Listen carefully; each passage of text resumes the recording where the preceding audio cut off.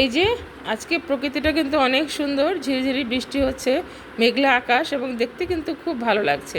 এর মধ্যে আমার তো রান্না শেষ করতে হবে, আমি রান্নার আয়োজন শুরু করে দিয়েছি। এই যে আমি কচুলতি দিয়ে কাঁঠালের বিচি দিয়ে হাতে মাখিয়ে বসাবো, কারণ আজকে আমার বাসায় কোনো মাছ নাই, কোনো শুটকি নাই, কিন্তু এটা কিন্তু খুব মজার একটা রেসিপি হয়।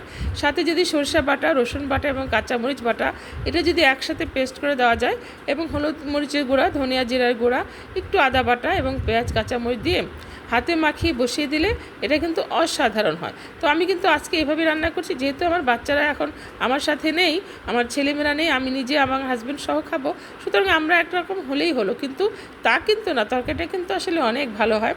তো দেখুন আমি এখানে মাখিয়ে কিছুক্ষণ মেরিনেট করে রাখবো। আমি কিন্তু এটার সাথে সরিষার তেল দিয়েছি, আর সবসময় আমি সরিষার তেল খাই, সেটা কিন্তু খুব ভালো লাগে।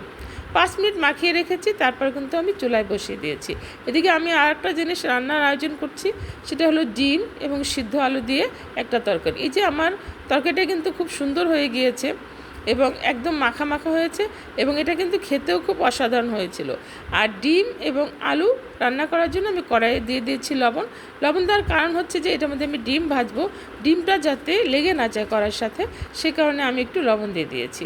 মানুষ আমরা 2 জন, কিন্তু ডিম কিন্তু নিয়েছি 6টা, কারণ এটাই হচ্ছে আমাদের আজকের প্রোটিনের সোর্স, প্রধান সোর্স। তো যাই হোক, এই যে আমি ডিমটাকে ভালো করে তেলের উপরে লবণ দিয়ে ভেজে নিচ্ছি। এদিকে আমার স্পেশাল লতিটা কিন্তু হয়ে গিয়েছে। এখন আমি ডিমটা নামিয়ে এর মধ্যে মশলাটা কষিয়ে তারপরে আমি সিদ্ধ আলুটা দিয়ে দিব। এদিকে আমার শাক রান্না এবং রাইস কুকারে ভাত দিয়ে দিয়েছি। শাক কিন্তু অলরেডি হয়ে গিয়েছে, সে আমার হেল্পিং হ্যান্ড শাকটা করেছে, আর ও যেহেতু আজকে ধান নিয়ে বিজি আছে, সেহেতু মেন রান্না দুটো আর আমিই করছি। আর যেহেতু লতি দিয়ে এভাবে রান্নাও করতে পারবে না, সে কারণে আমিই করছি। যে মশলাটা খুব ভালো করে কষিয়েছি ডিমের তরকারির সাথে, এবং সিদ্ধ আলুটা দিয়েও ভালো করে কষাতে হবে, যাতে মশলার কাঁচা স্মেলটা না থাকে। তো খুব ভালো করে কষিয়ে পানিতে দিলাম। আর এই তরকারির মধ্যে একটু ঝোল রাখতে হয়, কারণ তরকারি রান্নার পরে আলুটা ঝোলটাকে শুষে নেয়। এই যে সিদ্ধ ডিমগুলো, ভাজা ডিমগুলো আমি দিয়ে দিচ্ছি, এবং আলুটাও ভালো করে সিদ্ধ হবে এবং ভালো করে ঝোলটার সাথে আলুর সাথে ডিমের সাথে মেখে যাবে।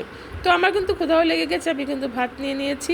এক জায়গায় ভাত ছিল, এক জায়গায় শাক ছিল, এবং চুলাতেই তরকারি ছিল, সেখান থেকে নিয়ে আমি কিন্তু খেতে অলরেডি বসে গিয়েছি। আপনারা জানেন যে আমি রান্না করার সময় আমার ক্ষুধা লাগলে আমি কিন্তু খেয়ে নিই। এই যে আমার মিক্সির মধ্যে শাক, এখান থেকে আমি শাক নিচ্ছি। এটা ছিল ডাঁটা শাক, এটাও রান্না করেছিল। ডাঁটা শাকটা কিন্তু খুব মজা হয়েছিল, সাথে শুকনো মরিচ দিয়ে দিয়েছিল, আমার কিন্তু খেতে দারুণ লেগেছিল। আর এদিকে আমার স্পেশাল তরকারিটা নেওয়ার জন্য আমি কিন্তু খুব ব্যতিব্যস্ত আছি। এই যে মানুষ আমরা 2 জন, তরকারি কোয়ান্টিটি অনেক বেশি, আমার 2 দিন পরে খেতে হয়েছে, তবে খেতে আমার কিন্তু একদমই খারাপ লাগেনি।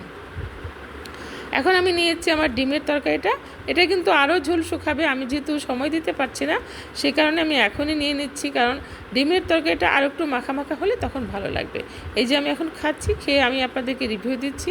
খেতে কিন্তু খুবই ভালো লাগছিলো, শাক, ডাঁটা শাক এবং সিদ্ধ আলু দিয়ে ডিমের তরকারি, আর এইটা কিন্তু খুবই ভালো ছিল। আল্লাহ হাফেজ।